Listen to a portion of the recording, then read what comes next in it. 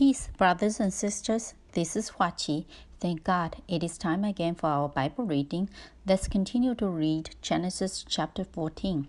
Today we will start from verse 13. Bible used 12 verses to describe the international war at that time. In the valley of the two rivers, in the land of Shinar and Babylon, 4 kings formed alliances. Under the leadership of Kedorlaomer, king of Elam, they attacked all the way down the east bank of the Jordan River to the north of the Red Sea. Then they went back to the south of the Salt Sea. There were 5 little nations that also formed alliances. It was there, the Salt Sea, or the valley of Siddim, 4 kings fought 5 kings. The 4 kings from the north were very strong. They defeated the 5 kings. The spoils included people, the possessions, livestock, etc. They were on their returning journey to Babylon.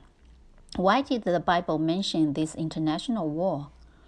Because there was a nation, Sodom, among those 5 nations in the south.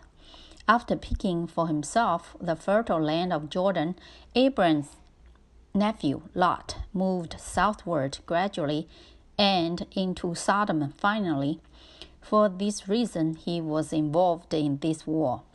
After the 5 kings were defeated, Lot, his family, and his possessions were seized. Lot once followed his uncle Abram and left Ur of the Chaldeans to Haran and to Canaan, where God promised Abram land forever. He seems to have followed God. However, it was outward appearance. He himself had no experience of following God subjectively. He saw only the benefits Abram received from following God. Later, because of their great possessions, Lot's herdsmen and Abram's herdsmen could not stay together peacefully. Abram generously let Lot choose first. Lot chose without concern for Abram. The land he saw was good. He did not know the thing he saw was good was lost in the twinkle of the eye. He became the captured. Dear brothers and sisters, are you Lot? Was it the outside benefit you hoped to receive since you were saved? Did you really see the hope of eternal life brought about by the gospel we believe in? In this eternal blessing, we have peace and joy in our heart, even when facing temporary difficulties. If your experience of following God is at Lot's stage, you have to be reminded that you will become captured when you are not watching. In principle, most of our next generation are Lot. They followed their parents to the church since they were young. In church, they saw and heard a lot of stuff and maybe even knew a lot of stuff. However, these were all just knowledge to them. They had no experience of following God. One day, when they left home, they soon became the captured. Bible spent a lot of text to talk about this. On one hand, it is to tell us if your following God is only from outside, like Lot, you will sooner or later be captured. However, it also has a more positive meaning. It wanted us to know how Abram reacted in responding to this type of stuff. Let's read verse 13. Then one who had escaped came and told Abram the Hebrew. This escaped person might be Lot's servant or his herdsman. As Lot was captured, this person escaped. He came and told Abram the Hebrew. This is the first time Hebrew was mentioned in the Bible. It called Abram the Hebrew.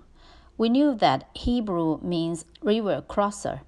Abram was born in Ur of Chaldeans in the valley of 2 rivers. When God called, Abram crossed over the river of Euphrates and became a Hebrew. When he was in Canaan, the locals called him Abram the Hebrew. Of course, the other person was Lot. Verse 13, Abram was living by the oaks of Mamre, the Amorite, brother of Eshcol and of Aner. These were allies of Abram. Abram lived in Hebron, which was a mountainous region. It was west of Salt Sea. Hebron means communication, joining together or forming alliances.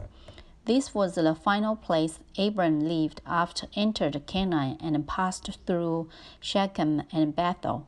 Abram lived in Hebron for the most part of his life. He lived in the communication with the Lord.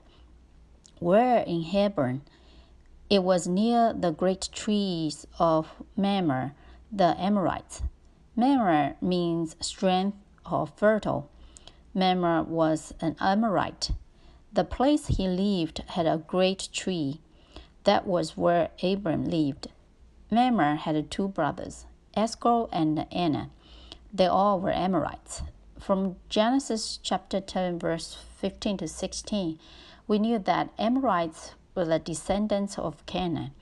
They were the locals in Canaan. Abram was a river crosser, a Hebrew. He came to the territory of Amorites and had a great relationship with them. They formed an alliance.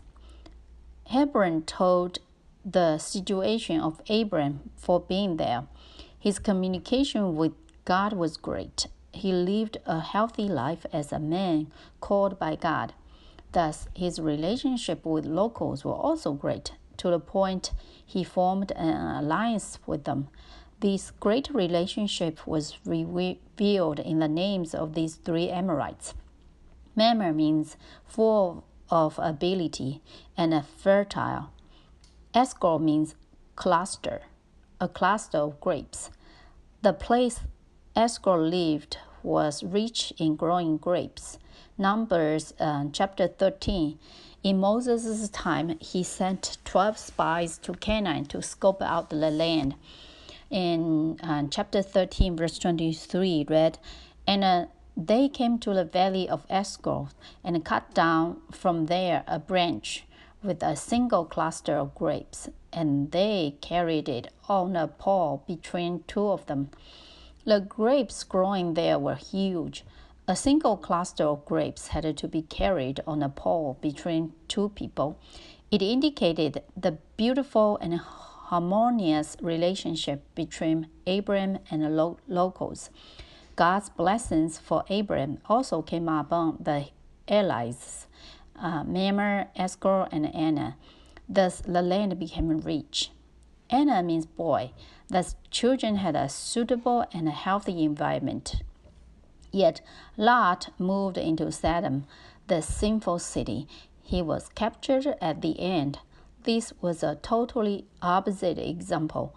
When the escaped man reported to Abram about Lot and his family's situation, what reaction would Abram have? Dear brothers and sisters, if you are Abram, what would be your first response? I think most of us would feel that Lot deserved it. He loved the world, thus this was what he should get. Maybe you would feel that it was good for him to suffer a little. Maybe you would take a passive approach, thinking, this is a lesson God has for him, thus God will help him. I don't need to do anything. Would this be your reaction? Let's see what was Abram's reaction. Verse 14, when Abram heard that his kinsman had been taken captive, he led forth his trained men, born in his house, 318 of them, and went in pursuit as far as Dan. Abram's reaction was very direct and fast. When Abram heard that his nephew had been taken captive, in Chinese Union Version used the word nephew. The original Hebrew was brother. Thus, most English Bible translated it as his brother. This is actually a better translation. Nephew emphasized on the blood relation. Brother expressed the common experience of following the Lord. They followed God's leading together and entered Canaan together. What Abraham valued was not his blood relation with Lot, but their common path they once took together. Lot had accompanied him on the path that God had called. He accompanied him through Shechem, Bethel, and even to Egypt. Abraham knew Lot was his brother. When a brother is captured, it is our shame. This was Abraham's direct response. Abraham indeed was a man following God. When he was in Hebron, his relationship with God was great. His reaction was what God would have. Dear brothers and sisters, in our church life, those whom God put us together to worship and serve with are all our brothers and sisters. If any of them is captured, it is church's responsibility and our shame. Take a look at the saints around you. Are there some who are captured by sin? They could not pull themselves out. Are there some who are trapped by their sexual desires or chasing after power, status, and money, thus are captured by the world? To Abraham, this was his brother. When his brother was captured, he immediately called out the 318 trained men born in his household and went in pursuit as far as Dan. Dan, located in the north of Sea of Galilee. Hebron was west of Salt Sea. It was about 400 kilometers from Hebron to Dan. It was the time when the four kings returning to Babylon. Abraham led his trained men to pursuit for many days. They finally caught up with them in Dan. We need to know that the four kings and their followers were all brave and skillful soldiers. From north, they fought from the land of Babylon to the south to the Red Sea. They defeated the 5 kings and returned all the way. It was a very strong army. Abraham with his 3 allies and their people were pursuing this army. Abraham had 318 trained men born in his household. The Bible did not mention how many people the other 3, Mamre, Eshcol, and got. This group was very small compared to the army of 4 kings. They went like this, as an egg trying to crush a stone. We need to remember this. Abraham had 318 strong men in his household. Lot was his brother. He was willing to die to save him. Thus he went. However, Lot's 3 allies went with him. This indicated that in their eyes, Abraham was a man with authority, power, and the presence of God. Even though it looked like all odds were against them, Abraham wanted to go and they followed. This was very special. Abraham had 318 strong men from his household. This indicated that his family was rich at that time. What does the 318 mean? In chapter 15, we will read that there was a servant, Eliezer, whom seemed to replace Lot. After Lot left, he had been helping Abraham manage the family. We know that Hebrew letters are also numbers. In Hebrew, Eliezer added up is 318.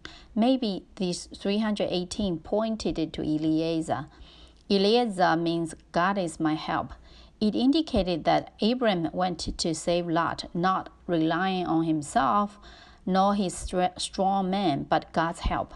They pursued as far as Dan. Verse 15, and he divided his forces against them by night, he and his servants, and defeated them and pursued them to Hebron, north of Damascus. Abraham knew they were outnumbered. If fighting face to face, they would not have advantages. Thus he called for a shock tactics. It was night time when the army of 4 kings was satisfied and contented with food and wine.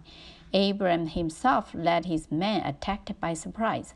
They defeated the enemy and pursued them to Hebron, north of Damascus, which was where the enemy lived, the valley of 2 rivers. Verse 16, then he brought back all the possessions and also brought back his kinsman Lot with his possessions and the women and the people. This was a great victory for Abram. When his brother was captured, he rushed to save him. With the help of God, he brought back Lot with his possessions, the women, and the people. This indicated the key for every Christian's success was living in Hebron. He needed to have a great communication with God. Only with the help from God, we can bring back those who were captured. Dear brothers and sisters, in our church life, it is unavoidable that some saints would be captured. How do we bring them back? We needed to learn from Abraham's experience. Let's pray. Lord, thank you for putting Abraham's victory before us. We know we fight not on ourselves, but on God, who is our help. We must dwell in great communication with you and understand your will to have a victorious church life. Bless my church so we can have victories in Jesus' name. Amen.